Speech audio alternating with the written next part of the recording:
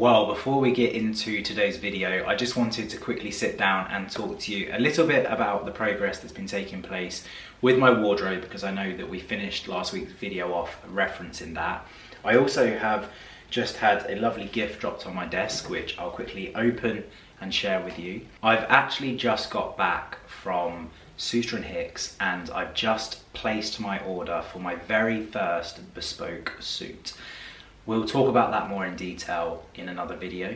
I'm really looking forward to it. I think that it's going to change the way I shop. Lydia had a beautiful tweed jacket made from them last season, and I know that she's been back to visit them again for more clothing because it's bespoke. It's the best fitting clothing you're probably ever going to own, and you get to design elements of that yourself. And so you kind of are setting yourself up in a way for having high expectations for future clothing purchases.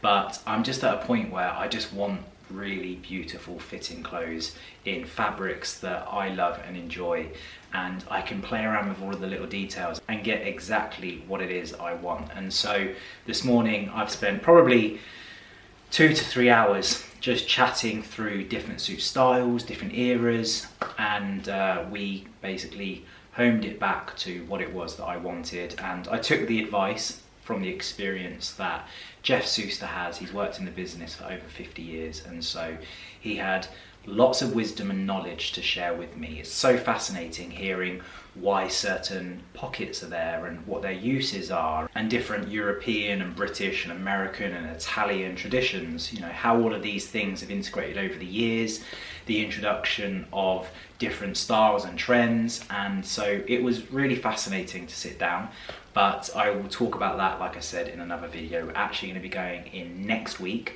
and he's going to actually start the process of my bespoke suit, and so I'll capture that then. But for now, before we get into the heart of today's video, this Johnston's of Elgin package, Lydia actually received some beautiful items from them the other day, so I've got high expectations from these guys as well. I don't know what it is. Lydia just said there's a gift for you, and so we'll take a look inside. Lydia's already had a look, got a little rip. Oh, lovely. It's even personalised. So it looks like we've got a cashmere scarf, perfectly timed ahead of autumn, and it says, yep, 100% cashmere, made in Scotland, only the finest. The original Johnston's of Elgin illustrations tell the story of how the Scottish family business became one of the finest manufacturers in the world. The J represents the name Johnson and our core values established in 1797. In 1920, the ownership transferred from Johnston family to Edward Harrison, and it is his family who continue as custodians today. The thistle represents Scotland and the home of 2 mills in Elgin and Horwick. We take fine natural fibres through every stage of the process to make our finished pieces. We're the only manufacturer in Scotland with this capability. Wow. The bee, as in the bumblebee, is the symbol of our craftsmen and the skills passed down through generations to make every Johnston's of Elgin piece a timeless classic. The illustration was created in the 1930s by Edward Harrison. Edward was an accomplished textile designer and painter who joined Johnson of Elgin in 1904. And so this is the logo of which we are talking about. This logo. So yeah, we've got ourselves a lovely, beautiful cashmere scarf. This is such a nice colour. It's definitely going to work well with a lot of my wardrobe. So what a lovely gift to receive on a Tuesday afternoon.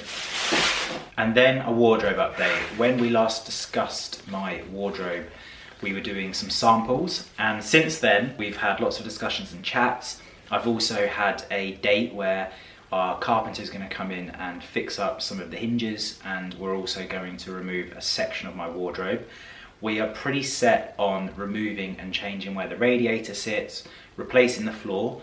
What we do with the floor is yet to be decided. We're either going to go with a engineered wooden floor, which will be similar to the floor in my office but potentially a little bit deeper and darker, or we're going to continue the carpet to flow through into that room.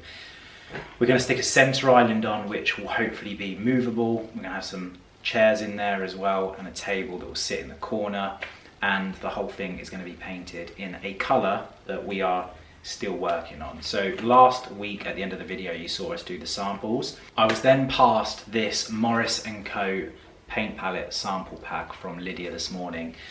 She just found it when she was clearing out some stuff, and we actually have found a potential new colour for the walls, and we've held it up in the room and it looks really nice. So we found a colour last week that I think was called Hornbeam, and it was really nice, but it's very, very dark. I would say that it was probably as dark as the middle card that you can see here. I think it was a little bit darker, if I'm honest with you. And the camera is slightly warm, so the room isn't quite as warm as this camera is showing. So please remember that colours aren't necessarily representative in the true form on camera, because cameras have their own white balance which will affect the colours. But this colour green here, which is called Standon Clay, it says, Standon House boasts one of the greatest stores of Morris & Co products and provides the inspiration for the muted, time-worn green-grey.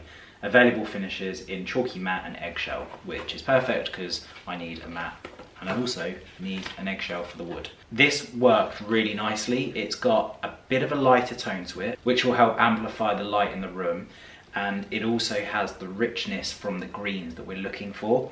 So this is a strong contender.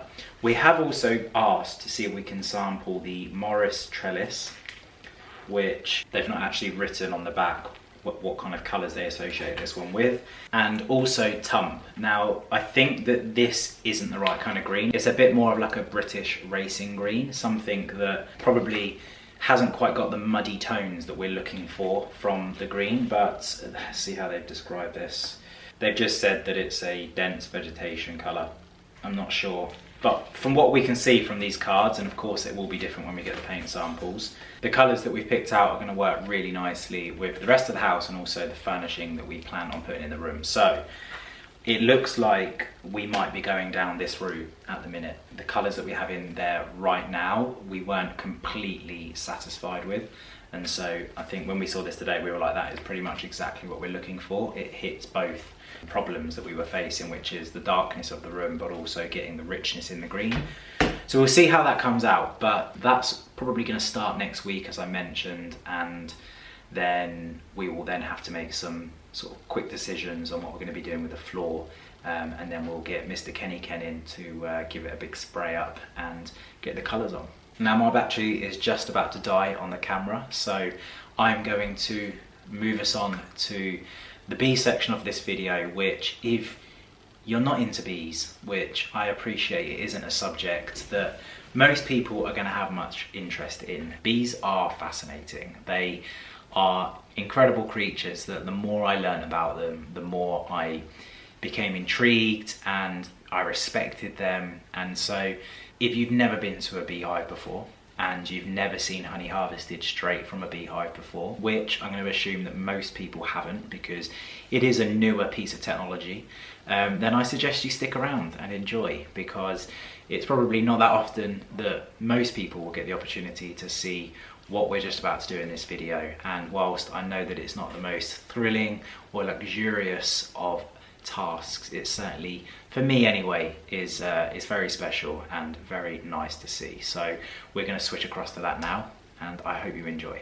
As you can see, we're in the woodlands, and this is a very important time of the year for beekeepers because there's lots that happens in August. We are just about to come into autumn and we're going to be preparing our bees for overwintering. Bees don't hibernate, they spend all of their time in the hive. They do obviously come out when they can for the toilet, but in general they cluster, they keep each other warm, and they try to bear the cold weather and hopefully come out the other side ready to reproduce and continue expanding their colony.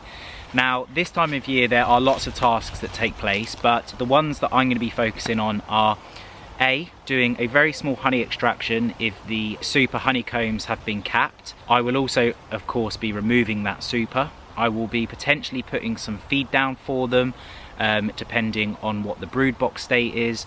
I will be doing a health inspection. I also have a couple of areas on the hive that I need to replace some parts. The Varroa tray at the bottom needs to be replaced because that's split. Luckily I do have an empty hive next to it and I'm going to pinch it from there.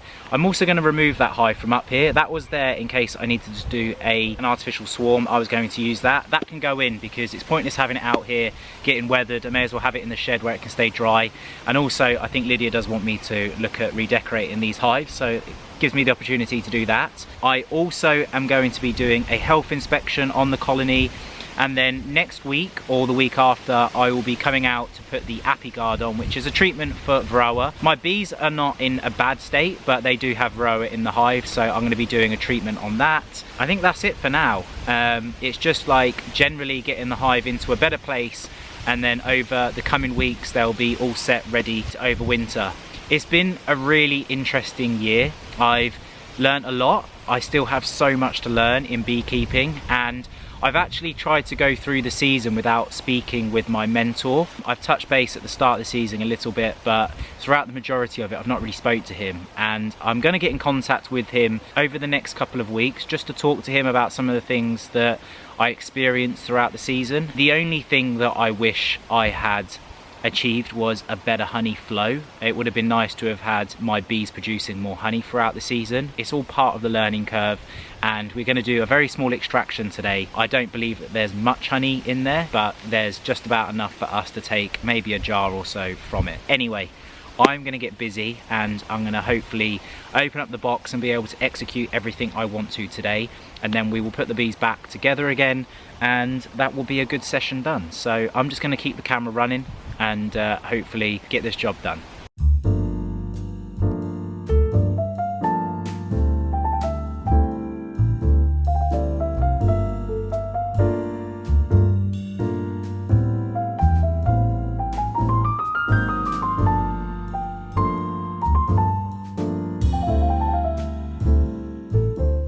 Well, I'm pleasantly surprised with what I've just found. Inside the super, every single frame has been filled with honey, up to around about 75%. For some reason, they're avoiding each end of the frame. They're not putting any honey in there at all. And what the situation is right now is that I'd say that probably 75% of the frame has been filled with honey. And of that, I would say 90% has been capped.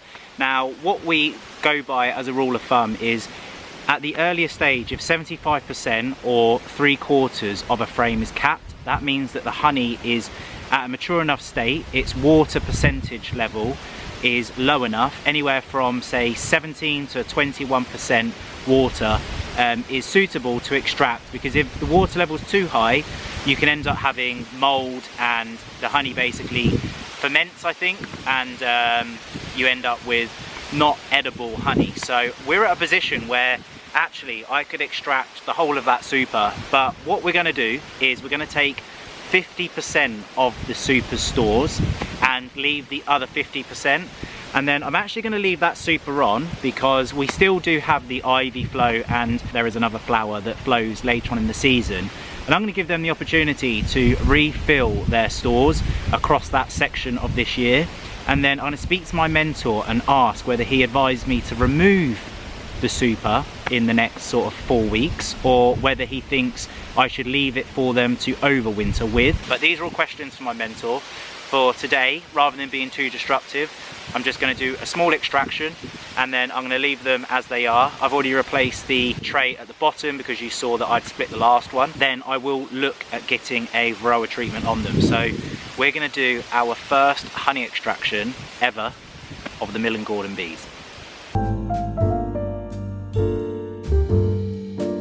Okay, so this process consists of me applying the pipe out of the bottom of the flow frame. I then have this key here which I'm going to turn, which will split the actual honeycomb, which will allow the honey to flow down and out through into my jar. There may be a little outburst of robber bees and they'll be coming around to try and collect the honey from the jar as it's coming out, so just chucked a bit of clean film over the top in case they do come. I can just hold that down and stop the bees from getting in there and drowning, and also hopefully calm down a frenzy, let the honey process begin.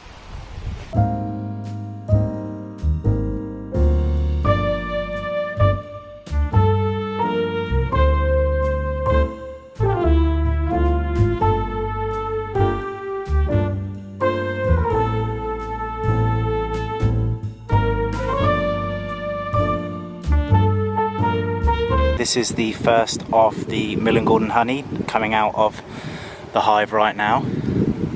What a moment.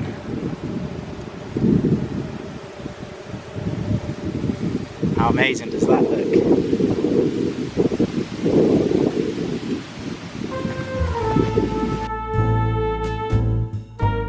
Now the tricky part, trying to switch jars without creating too much mess.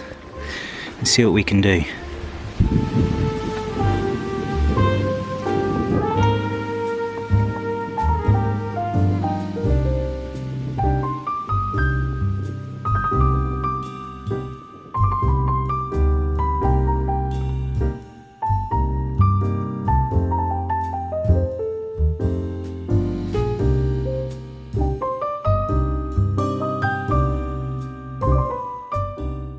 This is such an incredible experience. Our very own honey.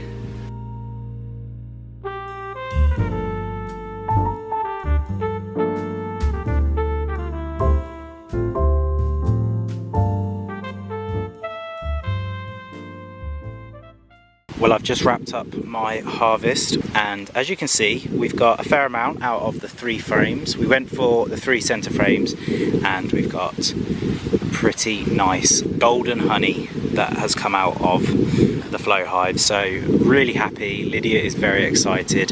She had a little taste as it was coming out of the hive. She said it tasted incredible. I'm looking forward to giving this a try myself. Probably going to switch a few of these into smaller jars to gift out to friends and family like I mentioned. But what a successful afternoon. I was not expecting this today. I honestly thought that they hadn't been storing, and until I saw a beekeeper's video online that has the same hive in the UK, and he had the same situation I've got, which is where they weren't filling up the front frames. They were just filling up the whole rest of the hive and then leaving the front empty, which is where you can visually see at the front. And so I didn't think that I was getting any honey stored, but in actual fact I was. So that was a great result. I was actually watching a video on somebody else's channel that also has this hive and actually lives very locally. They actually managed to get, I think, 3 full harvests this season. So you can see how much honey I've got on top of the hive. If you were to probably double that and then times it by 3, that's what they managed to extract from their super this year. Now, I am new to beekeeping. I have got lots to learn, and the guy that I was referencing is very experienced, he's very into it, and I'm sure he's got loads of little tricks and tips as to how to maximise your bee's harvest. But a lot of it does come down to factors such as the local forage. It basically is, it is what it is, but I'm more than happy. That will keep us stocked up for the year. Lydia's going to enjoy some of that on her porridge, and hopefully we have some happy friends and family. So I'm going to now carry out an inspection on the brood box, and we've had a very successful afternoon.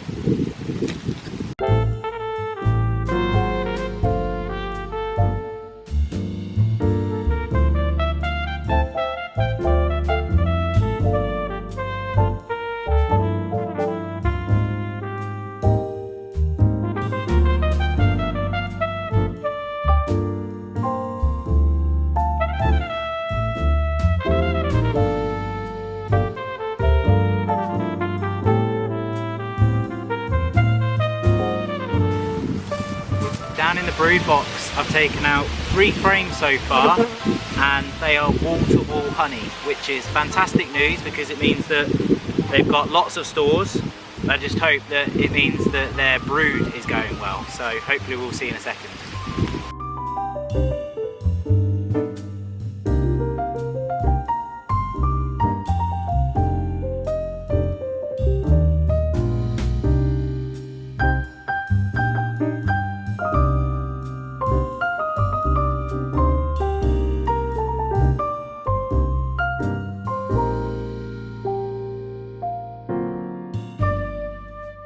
I've just spotted my marked queen inside, and I've been cleaning up the frames as well as obviously taking note of what's going on. I've noticed that there's not a particularly large amount of eggs that are being laid, and there's not much larvae. There's also a decrease in the number of cap cells, but like I said, the queen is in there and there is some larvae and some eggs. There's just not as many as I'd hoped to have seen. The colony size is good. The ladies are working very hard at storing honey. Like I said, we've got 3 full frames of honey in their brood box, which is enough to get them through the winter. So this is really promising to see. They might move that up into the super, but only time will tell. What else is there to remark on? The temperament of the bees are okay. I'm getting near to the end now of the inspection. I've had all of the frames out, and so I'm just going around cleaning some of the propolis off of the frames where the frames are getting a little bit tricky to separate. And when I do this at this stage, they tend to get a little bit more aggravated because they've been fully disrupted. But in general, they've been pretty good. They're just flying around. You can see they're actually all around the other hive as well. And just hanging out the front, I think, of the box until I get my hands out of there. But all in all, they seem in pretty good spirit, and so I'm going to stick these back together and let them continue doing their thing. Well, it's a new day, but I'm going to slot this into the video right after everything that we've been doing on the beehive, just so it nicely ties in together. I had a wonderful conversation with my bee mentor after my first harvest of the hive, and I talked him through everything that I've seen, and also just like a general catch-up of everything that's happened across the season. And the advice has been given to remove the super off of the hive. He's really happy with what he was hearing about what's going on inside the brood box, and so you may notice that just here there is a light piece of wood. That is my crown board cover from this hive. I've actually created a adapter eek, so I've got an eek here that's just a little piece of wood that essentially just has a void inside it, and I've stuck a crown board on top, and I've used a circular escape which will allow the bees to travel down into the brood box, but the bees won't be able to get back up into the super. And the idea of doing this is so I can clear the super, so I can pick it up today and walk off of it. Whether it's worked or not, time will tell. The theory behind it is that the bees lose the scent of the queen because the crown board stops the scent or the pheromone coming up, which means that essentially they go into a bit of a panic and they run back down into the brood box to make sure that they're with her, and in doing so they can't get back up, which clears my super. So that was put on yesterday in hope that today I can come out and remove the super on the top. Once I've removed it, I'll also remove the queen excluder, which is the little black strip that you can just see here. This will allow for free movement of the queen. The queen doesn't feed herself, so she's not going to go up for food or anything, but I don't need to have a queen excluder on, so I'll be removing that.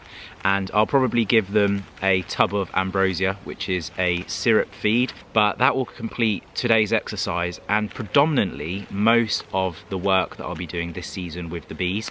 So there won't be a huge amount of bee talk on the channel for the rest of the year, but it's been nice to sit down and go through this in a little bit more depth than usual.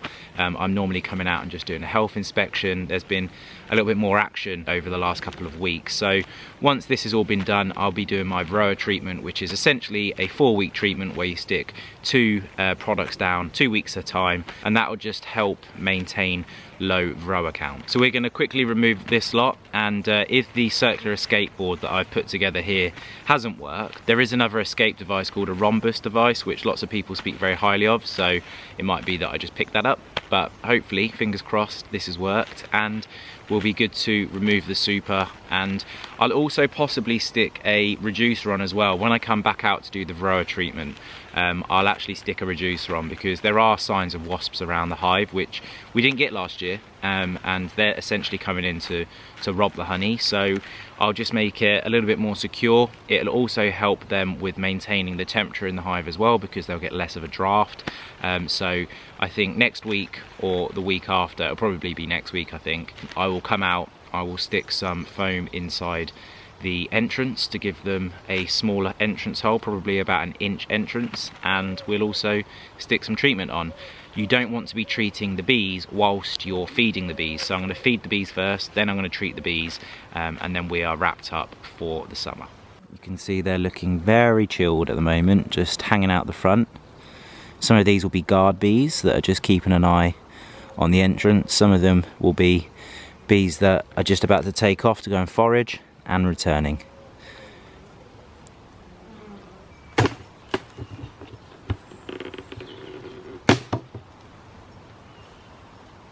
Well, that's very promising. There are no bees inside here, which is fantastic. So my work here is complete. So this device right here is the piece of kit that I used to help clear the bees. So essentially they were up in the super, they would walk down this hole, out these channels to get back to the queen, and then for some reason they're unable to walk back in and then get back up into the super. So that was a successful job. And if I quickly take you over here, you'll see that there are no bees inside here, which, as you would have seen the other day, plenty of bees were in there, and now we've cleared that out. So I'm going to get that into the house. One of the jobs that needs to be done as well when this comes inside is it needs to be cleaned, but one of the most efficient ways of cleaning your frames would be to allow the bees to do it for you. So I'm going to set up a robbing station, possibly just out here somewhere, and the bees will come and they will essentially rob their own super, and in doing so they'll clean it out, so there'll be nothing left in it. The reason why I'll be taking it away from the hive is because it obviously will attract wasps and other bees, and so we don't want to do it too close to the colony at the moment. So that'll be something that I would do, but I'll just finish off the extraction on this first, and then we'll let them clean it up, get rid of any wax and any excess honey that doesn't come out during the harvesting process. So I'm going to quickly remove the queen excluder and stick some feed on for them, and then we'll put this box back together.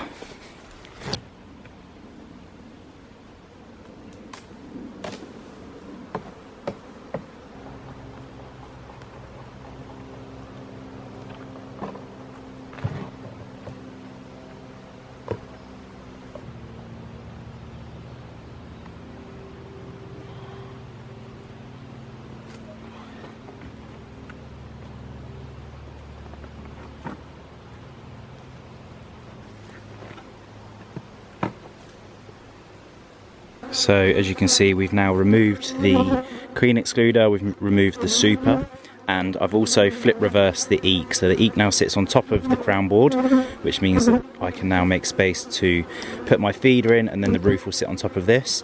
You'll see that the bees will start coming up into the feeder and they'll be able to take that syrup if they need it. So we're going to stick the roof back on now and let the bees rest, because I've been very busy over here for the last couple of weeks, so it'll probably be good to see the back of me for a while. Okay, so we're all sorted outside now, and I'm just about to drain down the rest of the honey stores inside the super before going out and leaving it for them to finish cleaning up. But I've got myself a couple of jars that I'm just going to actually use to harvest with, and then including some of the honey, not all, some of the honey that was harvested, there was a few like bees' legs and stuff in there. So I brought this sieve, which will help get rid of anything other than honey, and I'll use this just to drain into a bigger tub. And then eventually Lydia has ordered some smaller jars that we're going to be able to gift to our neighbours and friends and stuff, so I will then obviously drain that into those. But at the moment we have a few of these lovely jars that Lid's brought from Kilner.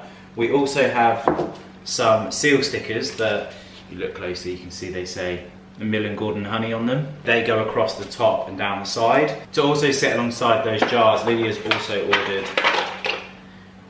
a whole box of these. I don't know what they're called. They're like the little honey stirrer things. What are they called? Somebody help me. So yeah, we've got a box of those, which I think will be very lovely. So I'm going to quickly do this, and that wraps up the bee talk for this video.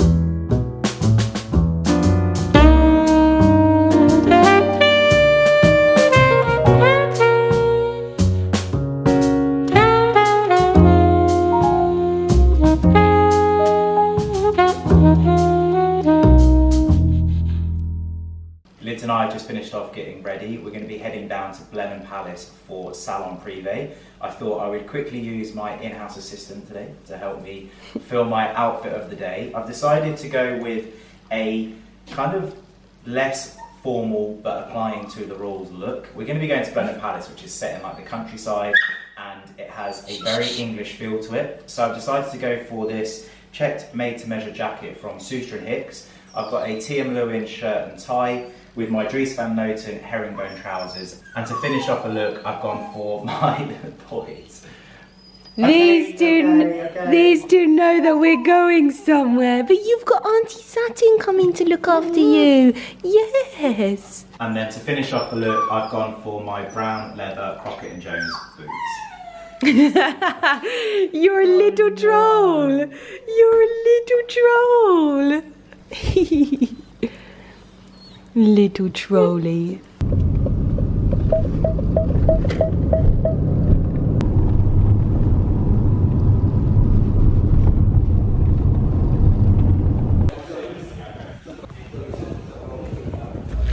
Welcome to Salon Prive. What a stage to be set within. I would love to know the cost of this car park today. I think it would cost a little pretty penny.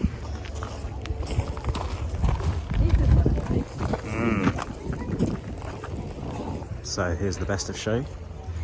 Looks like Ferrari have taken quite a strong stance here. Salon Prive. This is what I love about these car meets. You get to see vehicles that you never even knew existed.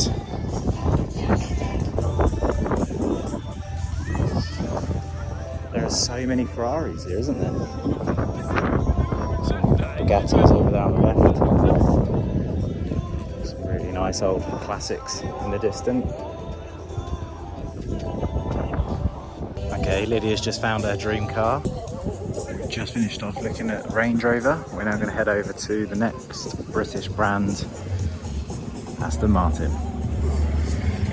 If there was ever a classic car that could just land on my drive tomorrow, this would be the one.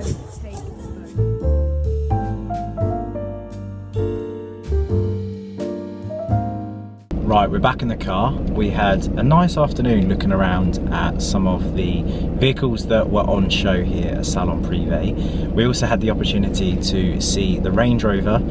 It was the SV version, which we actually originally were going to go for, but it wasn't available at the point of time when we placed our order. And then we had an incredible opportunity to sit in a DB5, and it was just unreal. I was saying to Lids, when you look at some of the classic cars from other manufacturers, the dashes on the vehicles just don't necessarily always shout luxury. They were probably quite modern at the time, but there's just something about the timeless elegance that certain car manufacturers bring, and Aston Martin being one of those. And you could just see it, you know, old classics, and they just still look so luxurious inside. So we did enjoy that.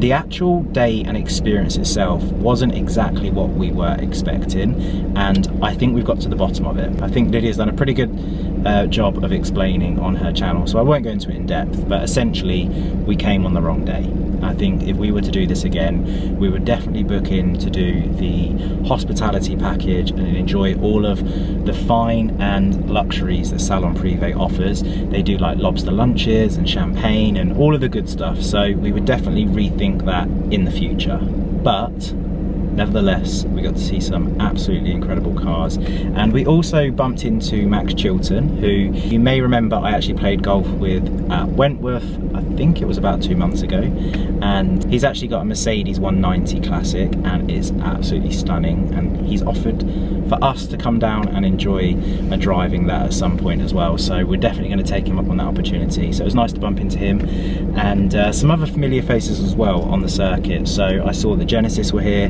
displaying their vehicles. They had one of their cars in the most beautiful deep green as well, and I was like, that is a colour green that I can get down with. We managed to dodge the rain, and we're now going to be heading to Farmhouse for a Sunday roast, and I'll probably pick up my vlogging camera tomorrow, and it will be the start of a new week.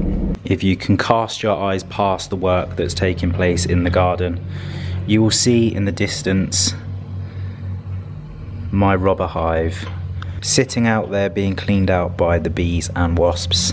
I think they're probably having good fun. They probably think they've hit jackpot, but really we know they're just taking what is rightfully theirs, and I'll probably grab that in a couple of days, give them a good opportunity and chance to sort that out. But as you can see, we're in full flow in the garden. We're currently just taking the top layer of turf off because this area is going to be wild turf, so we need to ensure that we get rid of all of the clumpy grass, which is what's being done now, and the lads are making fantastic progress.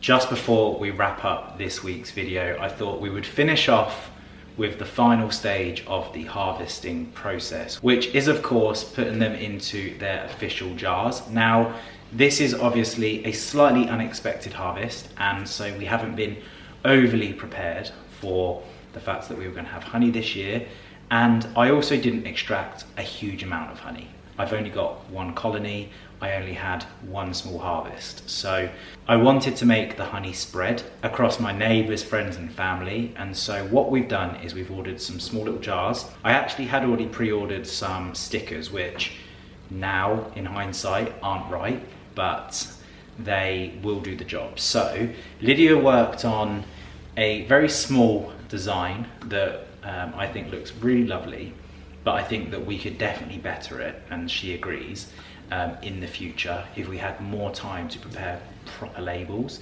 and also if we had a bit more honey we'd be able to do nicer jars. So Lydia picked up this beautiful fabric which we were going to use to put over the top of the honey, just as part of like the gifting process. Obviously this would be removed and probably not put back on once opened. As I believe I mentioned earlier on in the video, we have our Millen Gordon seal stickers. They're the stickers that I don't think are quite right. We have the little stirrer things that I still haven't googled what they're properly called. And we have these little mini jars. They kind of look like the Kilner jars in a mini version. They've got a seal which makes them airtight, which obviously helps preserve the honey, and they've got nice little rubber seals on them. And so it's just a small amount of honey, which I just think is a nice little gift, gives everybody a little taste of our honey. And also Lydia brought some yarn, some labels on some wooden sticks that I just think look really nice. So this is the kind of vibe, with the honey obviously inside, it's not inside this one, that we would be going for. It looks really lovely. I think that we could get some proper labels for the jar and it would finish it off really nicely.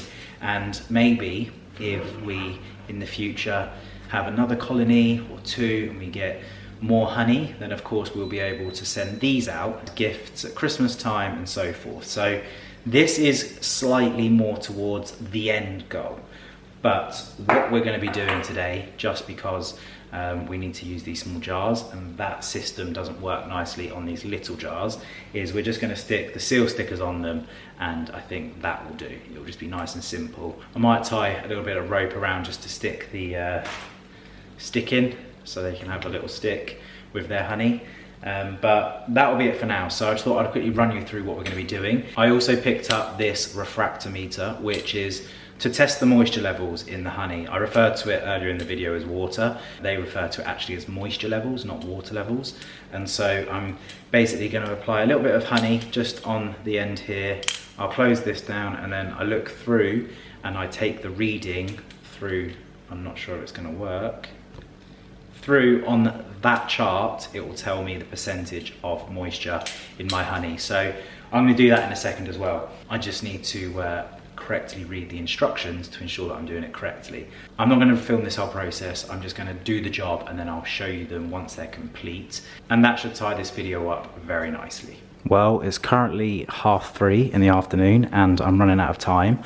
I've managed to bottle up quite a few of these jars and it's a very long process, I'm not going to lie. Trying to get the honey into these as cleanly and as tidily as possible is a bit of a challenge, and also we need to make sure that everything stays very sterile and there's no excess honey around the edge of the jars because that can create mold. So they're done. I haven't quite finished off the design of how these are going to be sent out, so this is just standalone with the tamper seal thing on. This is with a stick and a little bit of rope, and then you've just got the stick on its own. I've asked Liz for her opinion and I've not heard back from her, so if you have an opinion on this, do let me know. But this, as I showed you earlier, this isn't how we are going to be gifting them out. This is just for now, just to get these out to our neighbours and stuff, and eventually we'll be in a position where we'll have more jars like this that are fuller, that we can do the setup that I showed you earlier. So a very long but very satisfying end to the honey season, and so I hope you have enjoyed this video. and if you do have any questions about beekeeping, I'll do my best to answer them. I found it a thoroughly enjoyable process, and this small batch of honey you see here is all in a year's work, and it was worth every second of it.